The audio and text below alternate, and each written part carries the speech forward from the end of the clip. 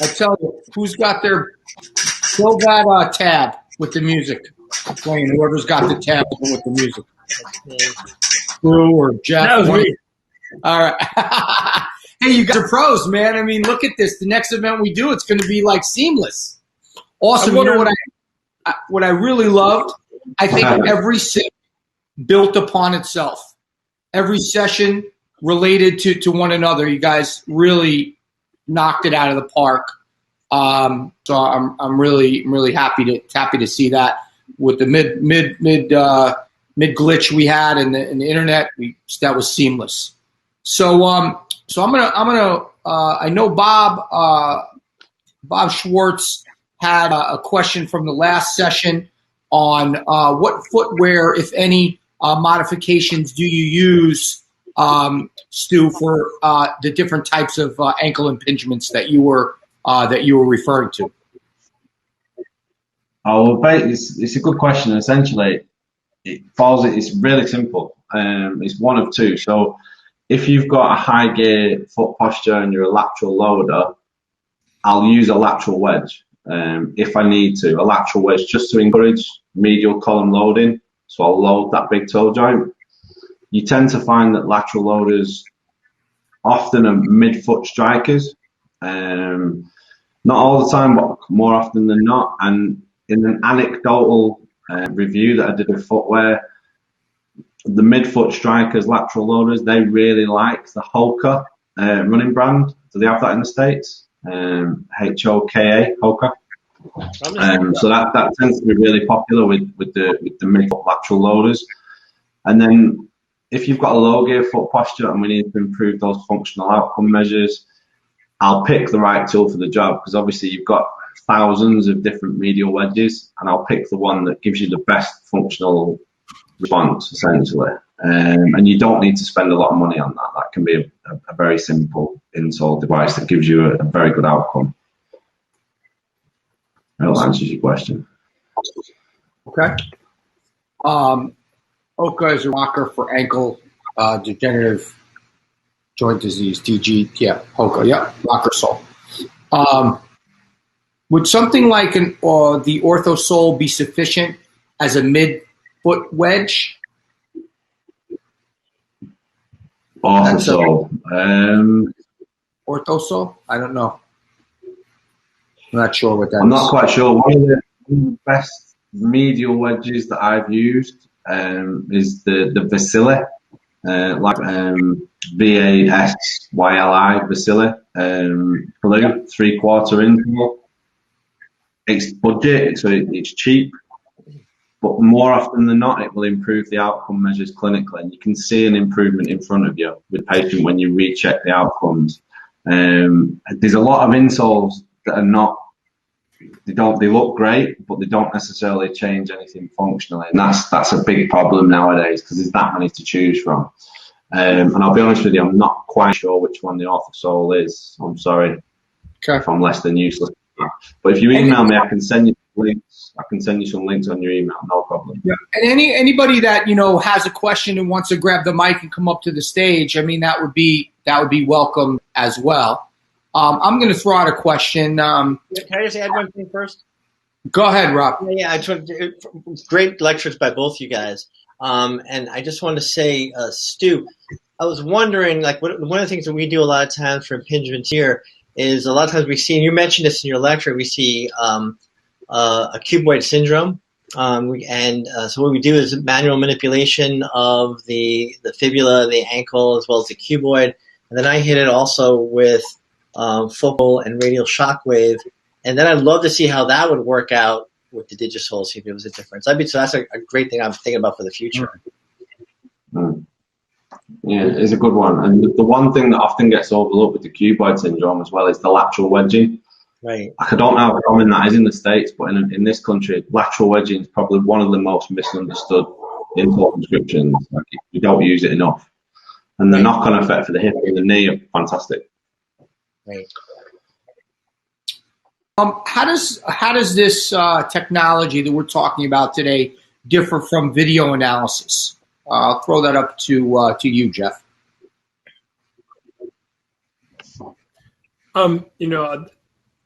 I do video analysis, just so you know, I do video analysis, but I do it sideways. So somebody would run lateral to me, and I'll video it that direction, and I'll do a front to back.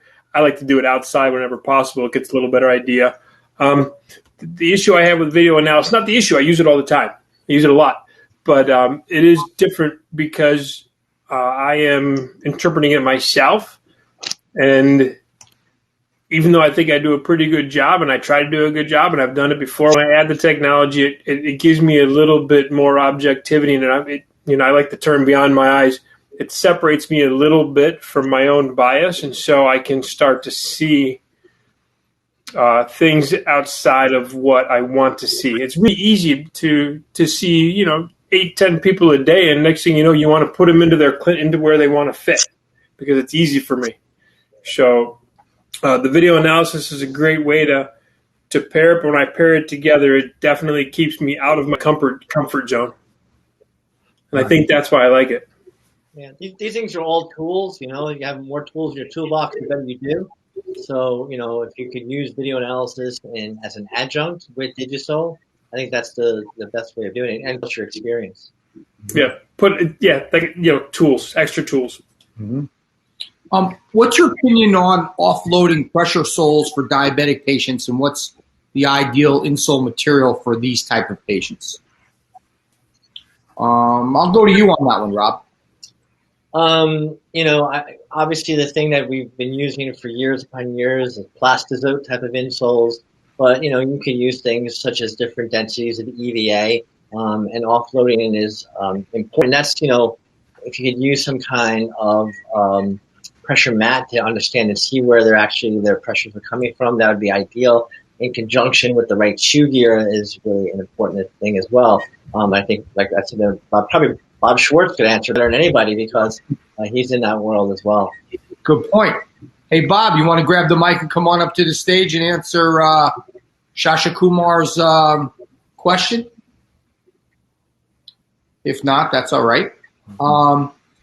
Then how does the technology also differ from pressure analysis?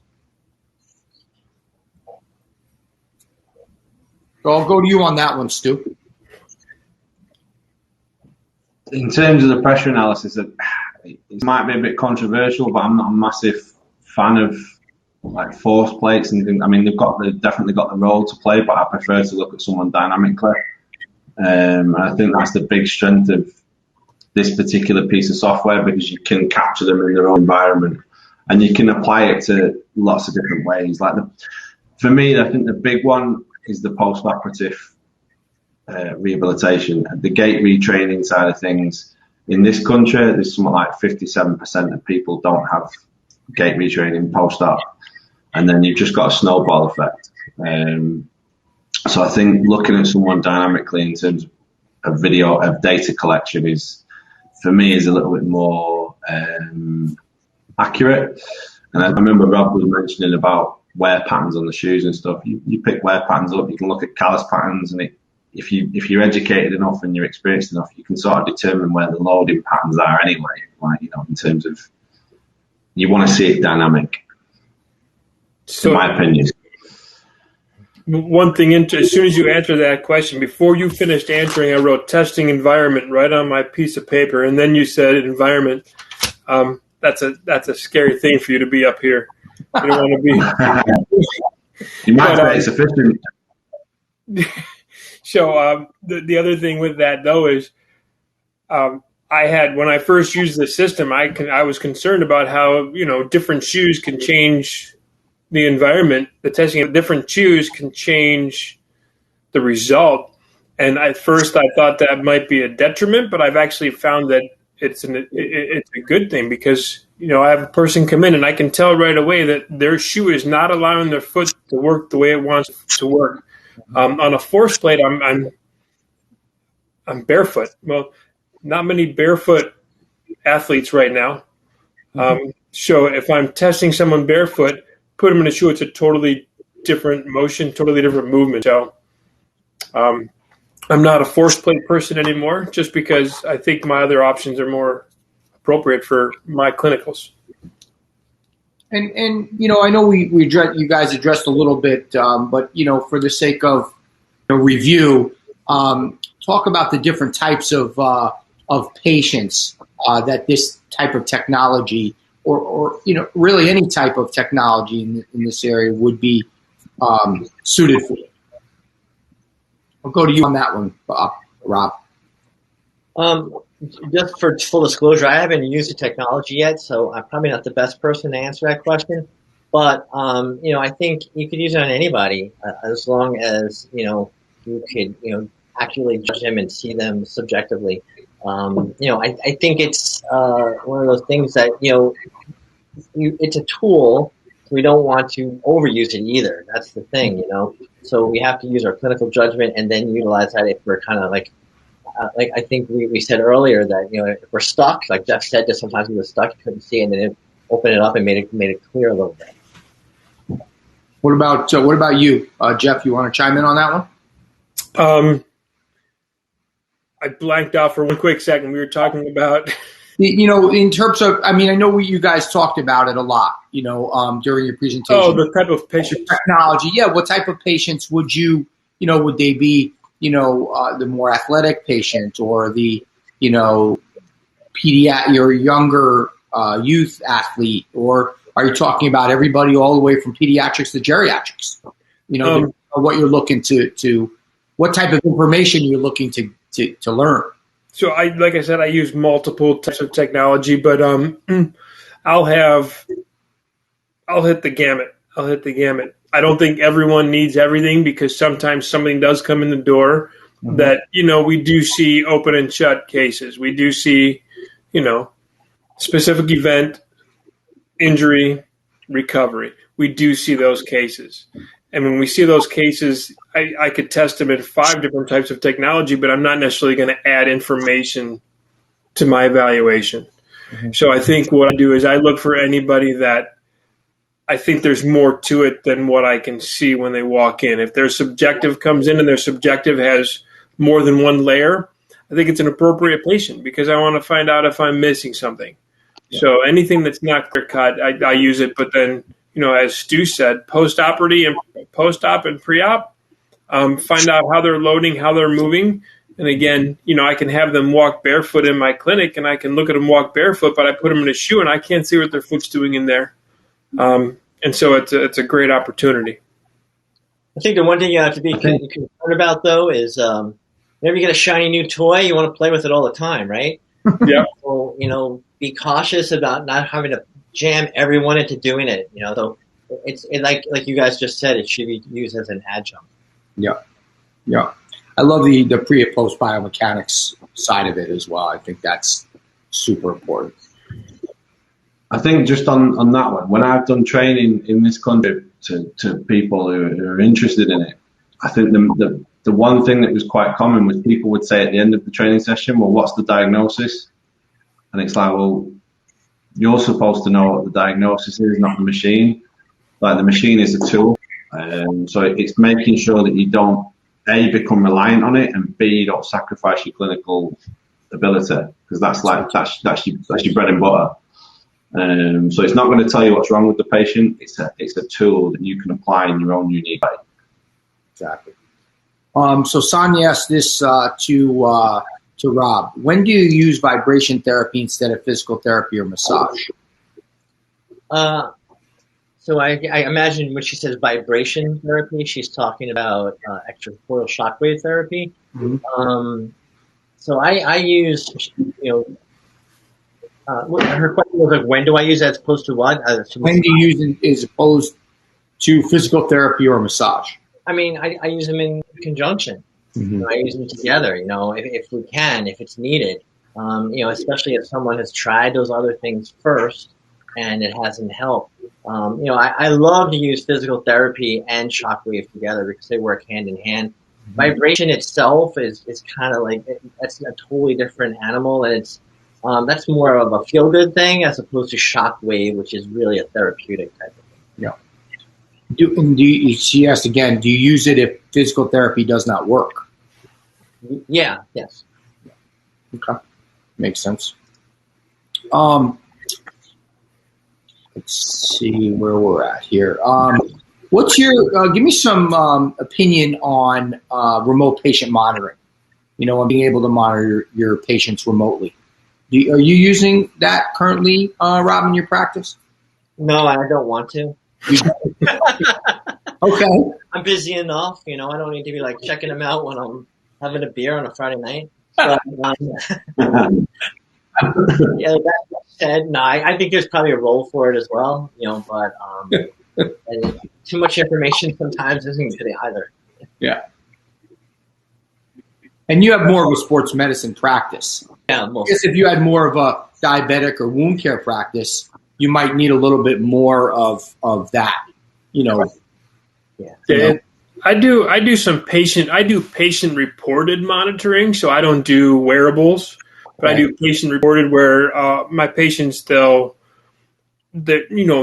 on a daily basis or a few times a week, they will record how they feel, where their soreness is, and they'll rate their soreness on a day-to-day basis. Mm-hmm. And then that way I can look back, because sometimes I see patients every 2 to 4 weeks based on what they're doing. So I don't, I'm not always as hands-on. Sometimes I have an athlete who can, or a patient who can perform everything at home, or the most of their work at home. But then they'll do a daily monitoring and report it to me, and I can go back and I can find patterns, and I'll help them remember what did and didn't feel good. And then finding those patterns, I can then adjust their programs based on what I find in those patterns. So that's the way I do remote. I'm not a big wearables fan at this point. Mm-hmm. We're kind of winding up. Oh wait, do you ever use a carbon AFO, a custom or off the shelf for impingement syndrome? We'll go anyone. No, I wouldn't use an AFO typically for it. No, I think it'd do more harm than good in that respect. I think if you've got involvement in the positive tendon or the nerve, or you've got acquired flat foot deformity or something like that going on, then an AFO is a sensible way to go. But normally you wouldn't need it. And the other thing is, AFOs are not the nicest thing to wear anyway. And I think if you're wearing it with an ankle pathology, it's you won't have a happy patient, right? But it's more of a dysfunctional sort of use, in my opinion. I would just opt for an insole as opposed to an AFO. Gotcha. Okay, so one of what we also need to know from people still in the audience, everyone still in the audience, is how well everybody, right? I put a little event survey link. It's at the top of the comments. Click it. It's take you literally probably 3 seconds. It's click, click, click, click, click. You're done. Let us know how we did, because we're always looking to improve. We're always looking to make our events better. We're always looking to hear what you are looking for in another event, so we can continue to bring you top quality speakers as we have today, and education as we have today. So that's important for us to know how well we did. So if you wouldn't mind clicking on the button right there in comments, click the event survey. Boom, takes 2 seconds to let us know. We're also going to do something a little different right now as well. I'm going to bring Brandon from DigitSoul up to the stage. So Brandon, just grab the mic. You guys can hang out, or Rob, Stu, Jeff, you guys can hang out. We're going to give everybody an opportunity that wants to learn more about the DigitSoul technology to listen to Brandon and Jeff and Stu, and if anybody that wants to hang out, it's a great opportunity to ask specifics about the technology. So we're gonna. Anybody wants to hang out with us? I'll be on for a little longer. Brandon will be on. What have you, Rob? You can call it a night if you want, or hang out. Either one. And what did I get here? For reasons next CCA, something went wrong. Could not download the app. Yes, the link to presentations will be all available via the same link, Sonia, and you can go right back into the event. You'll be able to watch all the sessions. Everything's recorded. It'll all be available for you to look at it at a later date. Yeah, I was going to say kudos to Stu for being up at 10:30 on a Friday night. Kudos, that's awesome, man. Where's your pint? Yeah, and then I just want to say, Rich, you did a really great job. Thank you. Oh, thanks, man. I appreciate that. You did a great job too, man. It was truly a team effort. Truly a team effort. So Brandon is. I saw he grabbed the mic, but you got to take it back, my friend, when I give it back to you. And then what I'm going to do also is anybody that wants to set up a time for someone at Digital to contact them or have them contact you. We're going to have a form. I'm throwing the form. There he is. Hey, buddy. Hey, guys. How are you? Good job, team. You did a great job presenting. Thank you. Awesome. So I just threw the link to the contact form at Digital. It's also a simple form. Click it, fill it out. Someone will contact you when you want, whatever you need to know about the technology. These guys are happy to tell you. So if you have any questions and you want them to contact you later, click that, or just ask a question. Jump on the stage with us, ask a question about it, whatever. Whatever you have in mind. Don't all jump at one time. Don't be afraid, guys. I'm happy to answer any questions. Exactly. I mean, we still got about 65 people hanging out, so I'm sure someone. I mean, I can pin the. I can put the link to the brochure for the technology that they could download. We could throw that in there. I want to know if Stu loves or hates Ted Lasso. Are you familiar with that at all? I love Ted Lasso. Just making sure, because if I had more time, I was supposed to talk about memory today, and I couldn't bring it up because I lost my connection, so I lost about 4 or 5 minutes there. Love Ted Lasso, and I'm a big Man United fan, just so we're all aware. That's awesome. There's only one football team in Manchester. All right, let's see. I'm gonna. Oh, that's right. We got one of those too. You know what I'm gonna do, Brandon? I'm gonna actually. I'm going to share my screen, and I'm going to share the actual catalog. Perfect. And you can kind of walk through it, and absolutely. You know what I mean? And do that. I think that would be good. And that would be useful for who's still here. Here we go. You can see that, right? Everybody can see that? Do. Starting to see it. Give it a second. There we go. Fantastic. Perfect. Yeah, great. So again, guys, thanks everybody for attending. As Rich and the rest of the team said, great new, exciting technology coming to the States around kind of AI-driven gait analysis. And so, cool thing as you kind of were probably hearing from the guys, is this isn't sort of a pressure system or video system. It's actually using motion. So we can dynamically measure things like pronation, supination, cadence, speed, clearance height on swing. I mean, there's roughly, just between run and walk, roughly 20 different parameters that we can look at. So go ahead, and it's, guys, just, it'll be landing here in the next couple of weeks. So, let's keep going. Our backstory, just, we are actually French-based, and we've got a really, really killer team who have done nothing short of an exceptional job of developing and then working people like Jeff and Stu and Rob and everybody to just really fine-tune the technology. So really excited about what's to come and how we're going to kind of change the paradigm in gait technology and gait analysis, and really also, in addition to that, just kind of helping to validate. I think that's part of one thing that I find from gait analysis. And so everybody in here knows I'm a clinician as well. I'm an orthotist by trade, ABC, and I've been through a lot of the kind of gait classes and gait analysis pieces, and I think what you're going to find here is exceptionally unique. So yeah, this talks a little bit about just, it's an insole with a chip and a really great interface.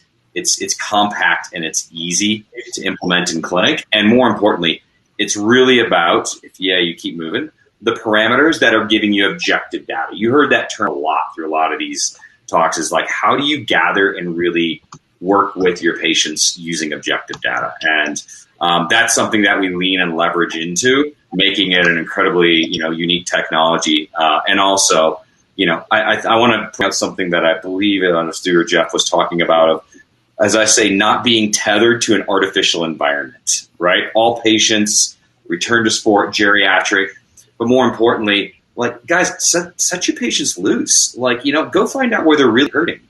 Be it on the field, be it on the track, be it on the trail. I mean, again, unfortunately, the clinic is an artificial environment. Let's get them out. Let's get them active and see really what's happening. So the benefit is here is we can make that happen. Okay. Go ahead and continue to move on if you want, Rich. Walk you through. Some of the things that are really key is just care optimization, real world data that we collect, the effectively evaluating efficacy of care. Really enriching the patient optimization or care plan. We educate, we have long-term patient management, so you can see analysis after analysis. And Stu mentioned about evolutionary path. That's one thing the technology can do, is show you the path of evolution of progression or regression, for that matter, depending on what their condition is, right? So, it's really back to being this incredible digital clinical partner. And it's there to complement your eyes. It's there to complement your other things. It's analyzing, it's recommending, and it's giving you follow-up to create what is best treatment paths. Okay, so it's a bit of a hardware and a software model, if you will. The benefit is, I can tell you, it's very affordable, and we'd love to have our team just kind of walk you through a full demo and give you a little bit of pricing. But it's not going to break the bank, and more importantly, it's going to give you a lot of really rich data. This is what you're going to receive in clinic.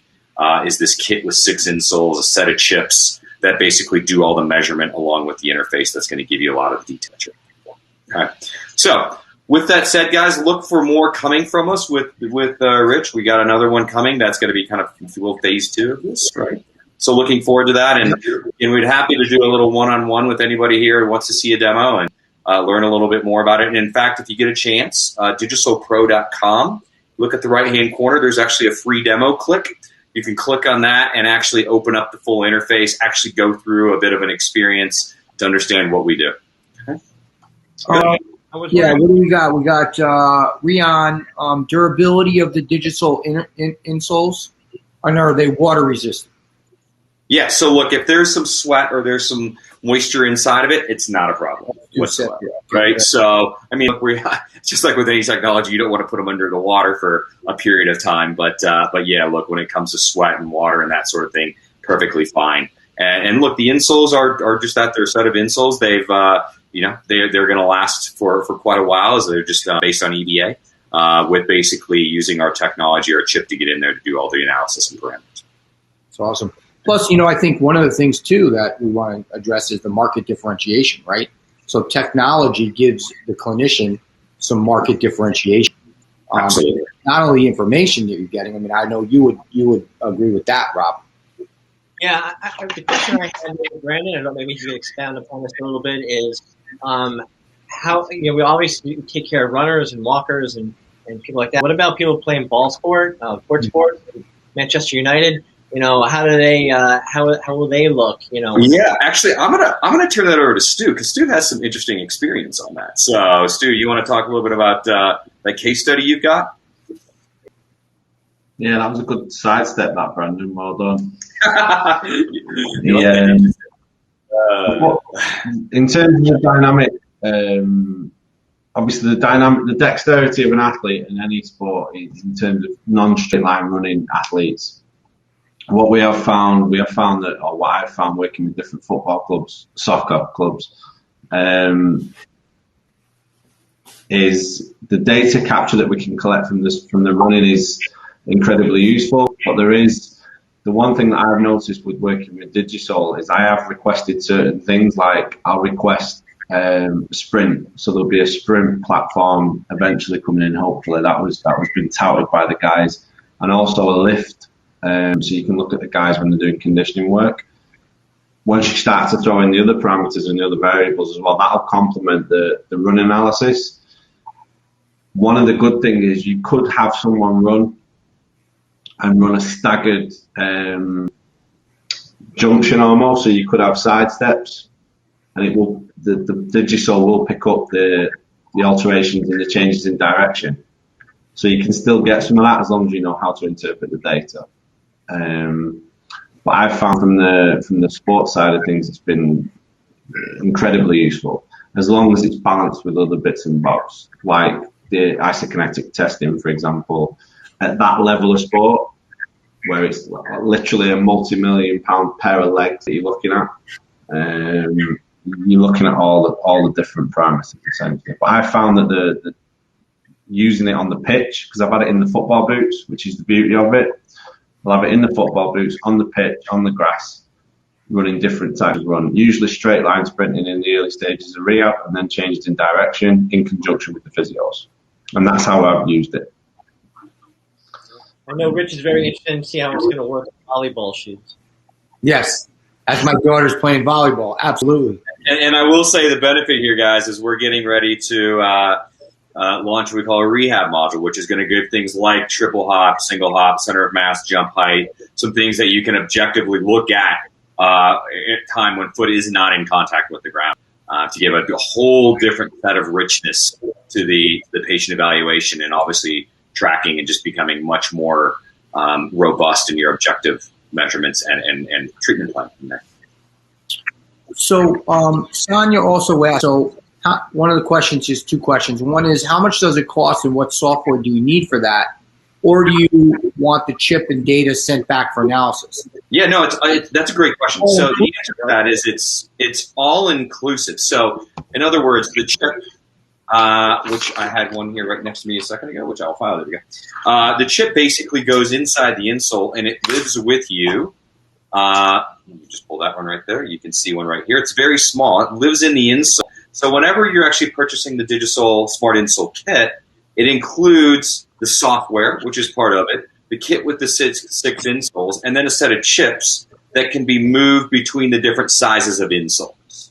Okay, so that's the system and how it kind of is in its ecosystem.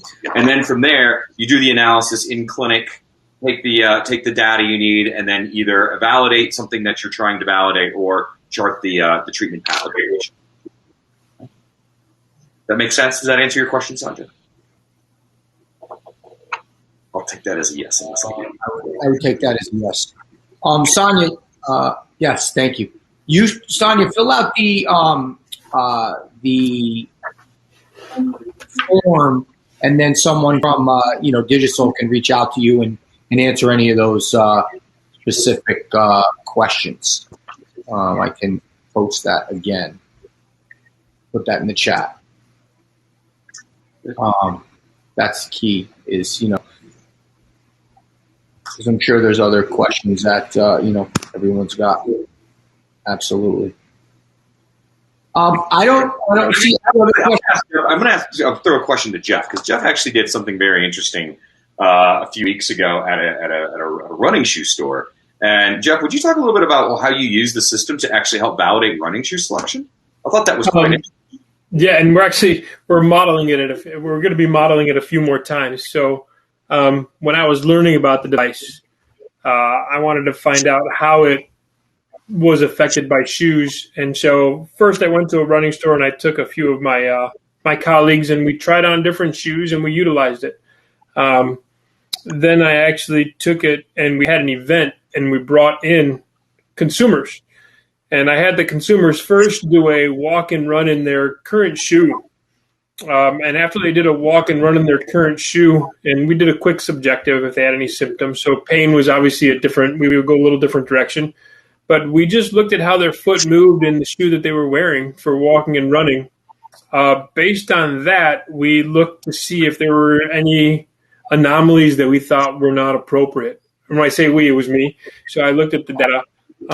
And then made recommendations to the store owner. He was right there. And interestingly enough, a few things happened. We did find that, number one, the shoe owner is fantastic. When I gave him a little bit of information regarding how their foot was moving in their current shoe, he was able to go right in and pick out exactly what he thought was the next step forward. So for anybody on there that's looking at going to a big box store for a